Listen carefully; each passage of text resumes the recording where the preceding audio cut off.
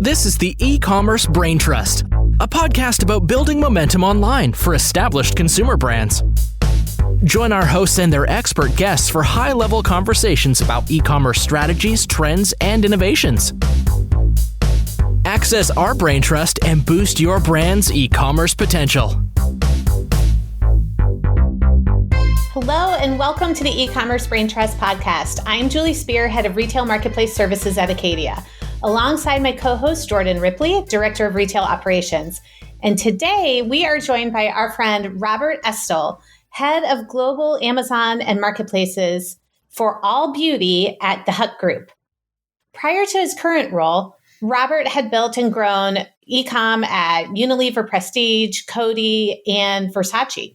We've had the pleasure of working with Robert with a few different brands along the way, and we can't wait to have him share his perspectives on building e-com teams from the ground up and sharing some lessons he's learned along the way, along with his take on some things that he sees as being what's next in our space.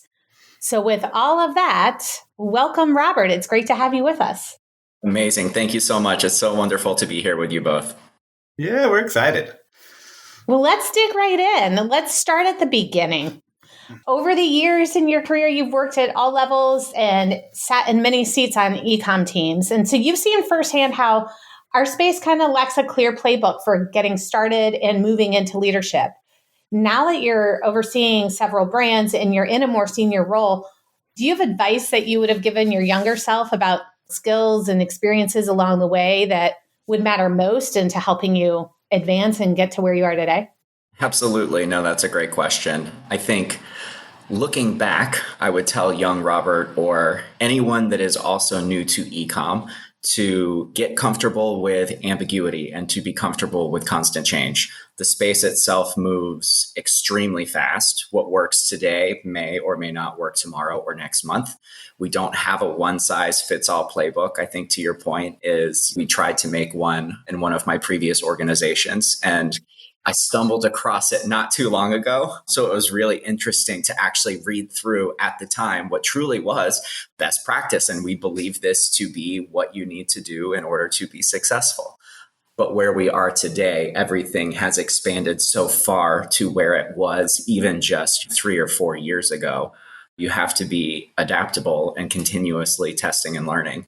I think one of the biggest lessons that I've learned is the importance to understand both the commercial and the operational side of e-commerce. So it's not just about marketing, branding, or sales. It's how all of those things tie together. Supply chain, inventory planning, to pricing, and profitability.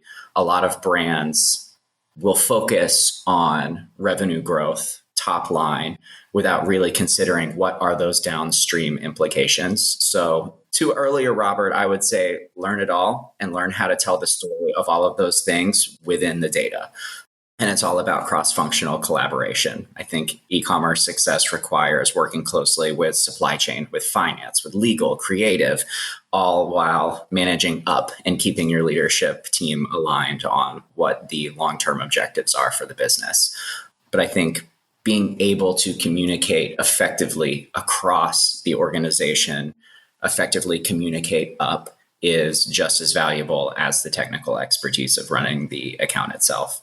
Yeah, the dynamism, I feel like, is something we feel on our side of the kit. As much as we're an SOP-driven culture, it's like you might not touch an SOP in a year and you come back and it's like, this thing doesn't even exist on Amazon anymore. Yeah, like, 100%. Why did we write all this down? Yeah. Well, that's even like considering podcast episodes that we might have coming up and thinking like, do we need to do another prepare how to get ready for Prime Day?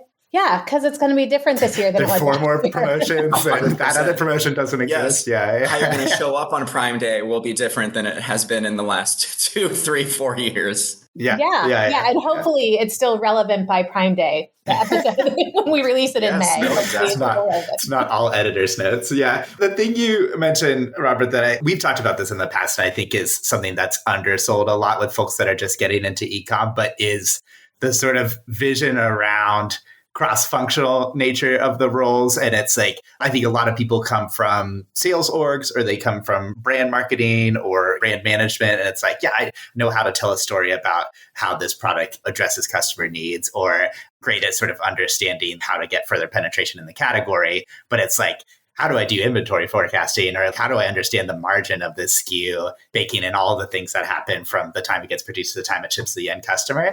So I was just wondering, was that through mentorship, or how did you kind of build those chops? And do you have any recommendations for people that might come from the sort of traditional sales, brand marketing backgrounds of building the operational and financial muscles that are needed for like an e-com leadership role? Yeah, no, that's another great question. I think so much of it is learn as you go and build it as you go. Not to date myself, but when we started on e-commerce teams and really building Amazon businesses, there wasn't a playbook. So a lot of it was testing and learning. A lot of it is understanding if A doesn't work, then let's start B. I think it's one of the biggest mind shifts of people coming from a traditional retail type sales role or having a marketing background into an Amazon world or world of e-commerce, because you're no longer thinking just about demand generation. You have to think about supply chain and the logistics and what are the fulfillment costs, the overall profitability. How does this touch my overall P&L for the retailer in which I'm managing? So truly, it's a general management role that requires balancing multiple levers. We always joke, how many plates are you spinning today, or how many hoops do you need to jump through that may or may not be on fire. But I think one of the most valuable things that I've done is to spend the time and to do the due diligence learning from finance and operations teams. Understanding inventory planning, forecasting all makes a huge difference in any of the decisions that we make on a day-to-day basis. All of our decisions, we like to be rooted in data and at least to have something behind it as to why we're making the decision. Marketing, it can only be effective if there's stock that is going to support demand. Profitability. Yes. And profitability can absolutely be ruined across your P&L if your fulfillment costs aren't factored into any of these pricing decisions that we're making and how we get inventory even to Amazon. So it's a shift to and also thinking beyond the top line sales. A lot of companies view e-commerce as that top line revenue driver, but the long-term success comes from sustainable, profitable growth. So that is what is contributing to our margin. What is our ROAS? What operational efficiencies can we impact? They're just as important as brand positioning, new customer acquisition. So I think it's asking the right questions, always be willing to learn. But I think leaders who are able to connect those dots across all of those different functions and help make those informed decisions, those strategic decisions, are very beneficial to the business as a whole. I think the next question I have kind of builds on that and builds on something you said that you would have told younger Robert as well. I think will probably come to play here in your answer. But I think we're at a place now where orgs, they recognize the value that e-com plays in the overall business. However, we still hear that there's a lot of challenges for people on brand side when it comes to org design and to budgets. So while brands can recognize the value that e-com plays, recognizing the value and then actually bringing the organization to a place where it can accommodate e-com as part of the greater strategy. Those are two different things. Are there any tactics that you've found really effective when it comes to long-term planning for e-com growth within a larger organization? Yeah, no, that's a great point. I think this is one of the biggest challenges that we have in e-commerce. Let's call it retail e-commerce, because if we have D2C, we're supporting our D2C. That's our bread and butter. That's where we want to be. But if we're looking at retail e-commerce specifically, I would say this is one of our biggest challenges, is getting the organization not just to acknowledge the channel itself's importance, but to invest appropriately and integrate it into the larger commercial strategy of what we are trying to do as an organization. I think one of the most effective approaches that I've used is tying our e-commerce performance back to the broader business objectives. So performance and strategy is tying it back to the brand objectives, the company objectives. Leadership teams often think of a retail e-commerce channel as a standalone channel. But when you show how it impacts brand awareness, how it impacts customer acquisition, even retail sell-through outside of the channel that we're on, it can help them see the forest through the trees, that this is a channel that is worth being prioritized. I think another impact or another important factor is aligning budgets and teams in a way that supports omni-channel success. I think historically, we've always looked at Amazon as we have an Amazon team. We're growing this team. We're growing this business. We're spending on Amazon. Now, AMC, we have tools that are available to us where we can see a full user journey. So I think instead of managing it in silos now, which lead to inefficiencies, missed opportunities, I think we're able to bring teams together under more of a unified strategy where any of our investment decisions really are based on total business impact. Where is the customer shopping? Where are they seeing the ads and where are they going to? So instead of just channel specific metrics, I think it leads to a better outcome when we can look at the business holistically.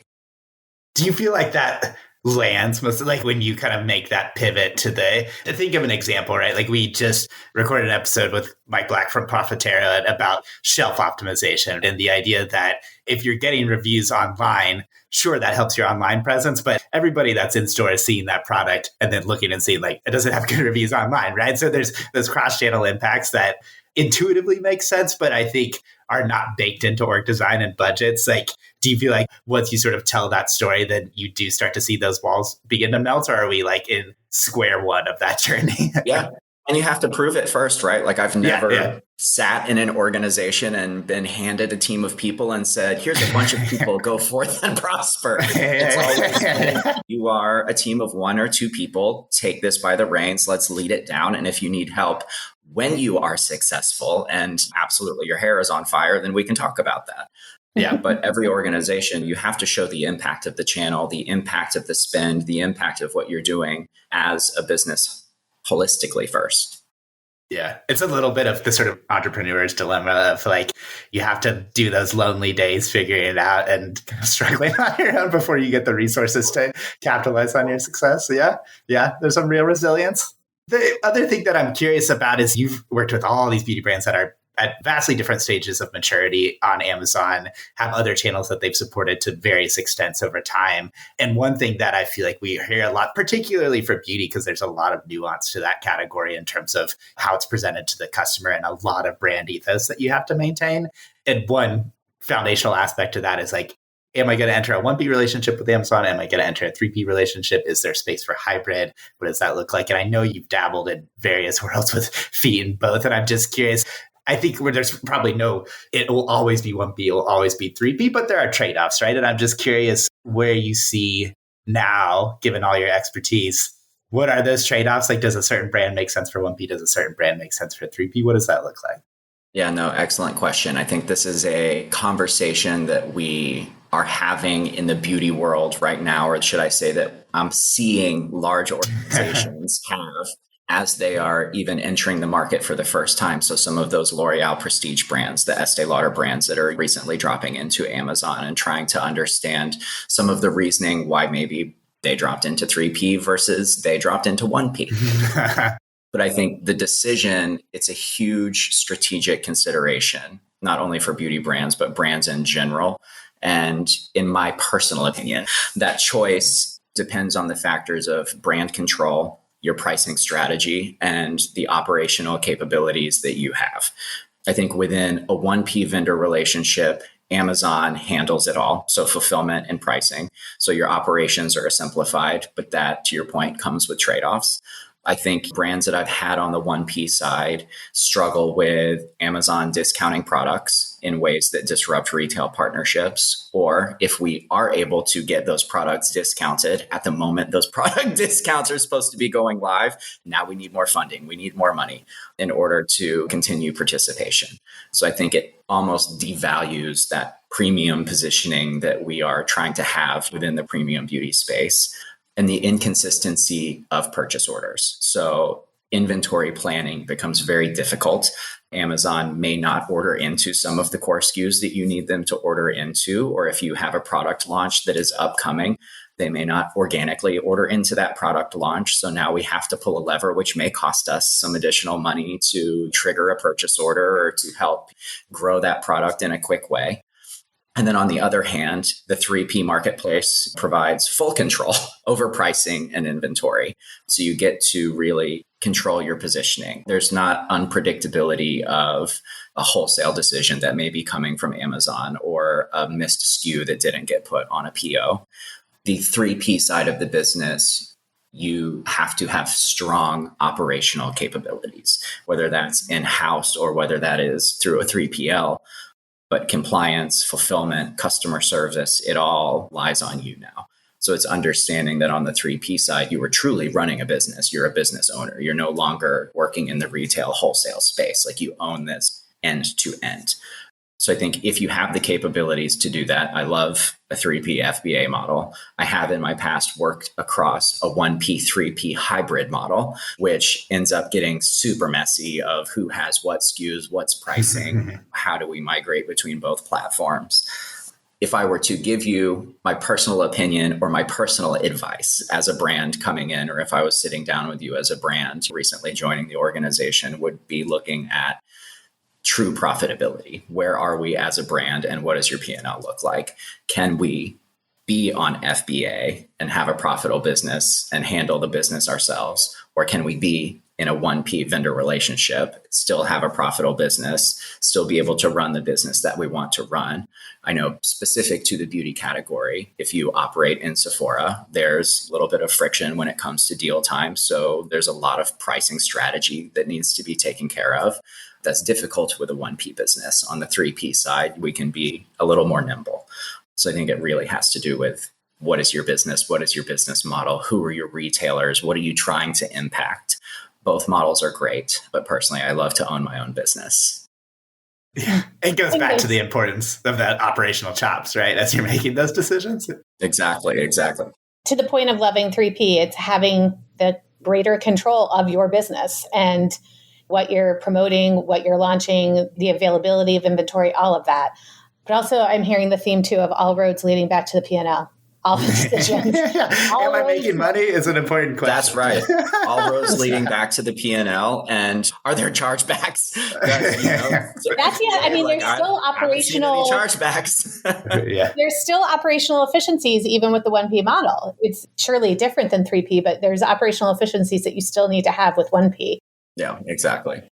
Let's shift gears a little bit and talk about international launches, retailers, and marketplaces. So you've gotten to work with brands across a number of international markets. And often on this podcast, we're focusing on just Amazon.com, Walmart.com, Instacart, just basic US marketplaces.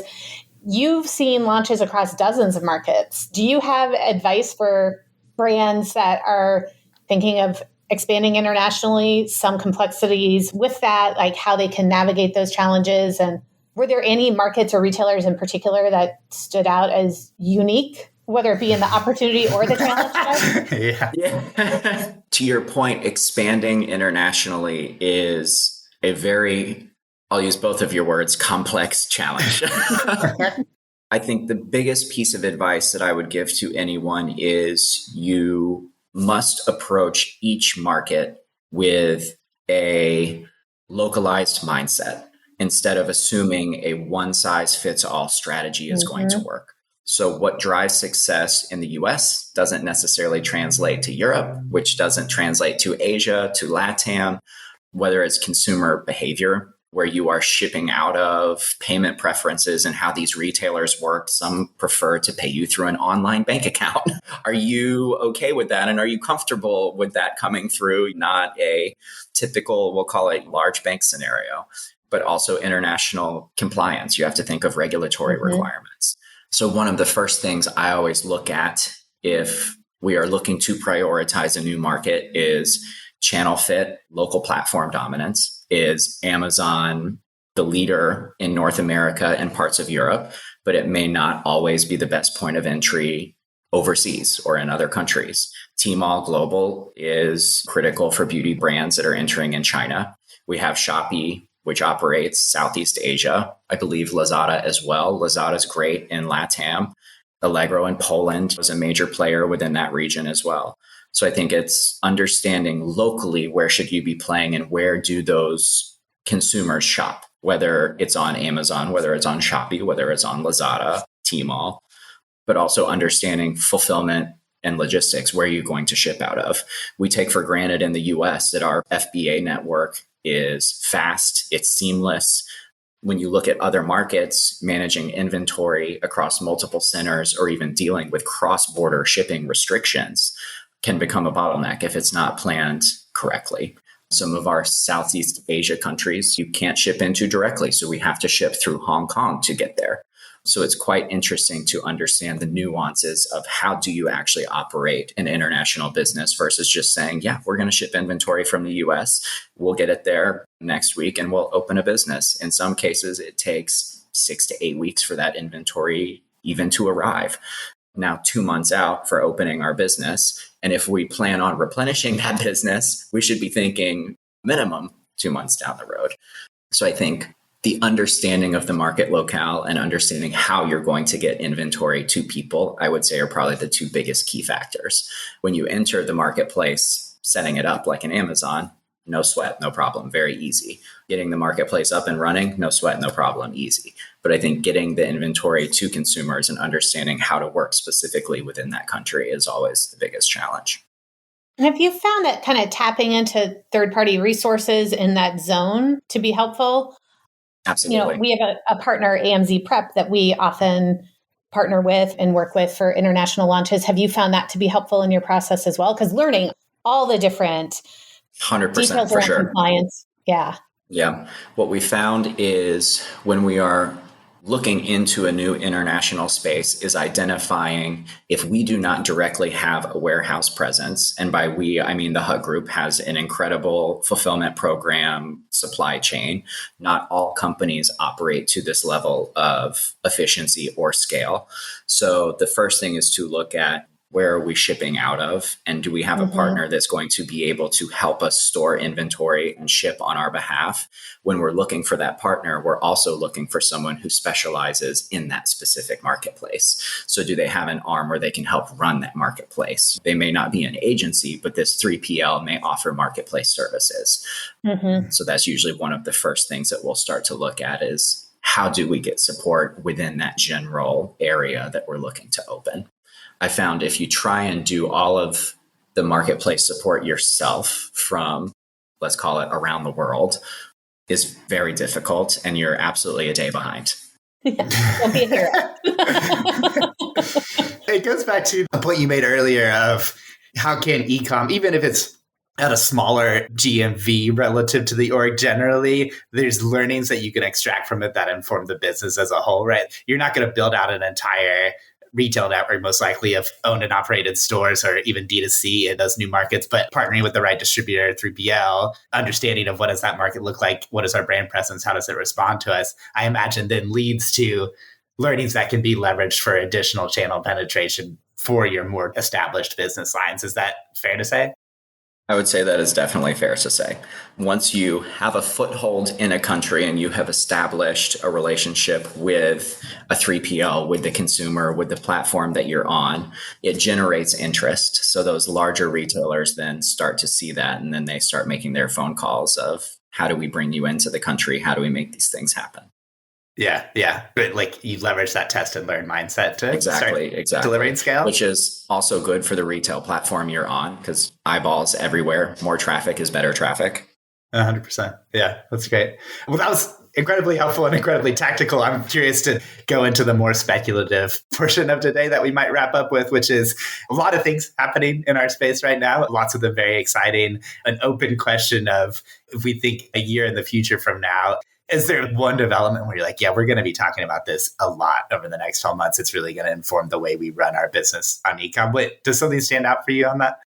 So there are a couple developments, really. One development more recent, so AI and the use of AI. And I think we're all in the period now of understanding what is it? How do we use it? How do we leverage it to be successful? It's all still within its infancy of being launched in these retail platforms. So if I tell it to create an image, is that the image that I want to be using? Is it to scale? Does it represent my product? But the fact that we're there and we can do that is amazing. I think there's a lot of tweaking that needs to happen over the course of the next year, 2 years, 3 years. But I'm very excited to be able to go in and turn these 3 products into an educational video based on X, Y, and Z criteria and have it spit out just a 15-second video that you can test and learn on. Give me some A/B testing opportunities. So I think it'll be really interesting also in a search perspective, how AI starts to take over and how AI is launched across all of these platforms where the consumers can now ask it questions. So how do we prompt that AI tool to answer the question, but in favor for the products that we're trying to sell with the benefits that we've input into the system? How do you gain traction there? Is this another paid service that we're going to have to start looking into? But I think something that I am excited to have a conversation on over the course of the next year, which isn't a new tool, let's say, but really looking into AMC and user journey and understanding how does our customer shop? Where do they shop? How do we start putting our dollars into the right buckets so we are driving consumer purchase, consumer awareness?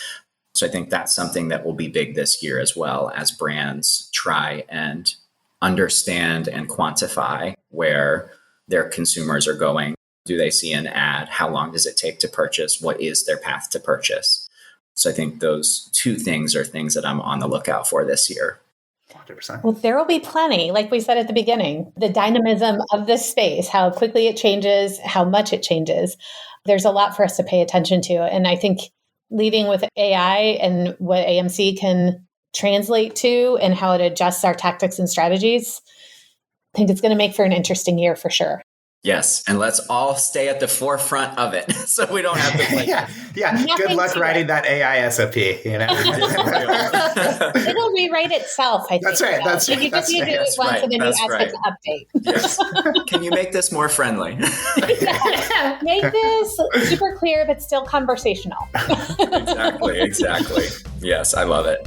I appreciate you coming on and talking with us today, and I look forward to having you back. Maybe we'll check back in a year to see how the AI and AMC paths are playing out for everybody. It was great having you on today, Robert. Thank you. I appreciate you both. This was an absolute pleasure. I had a great time. Looking forward to chatting next. Yes. Thank you.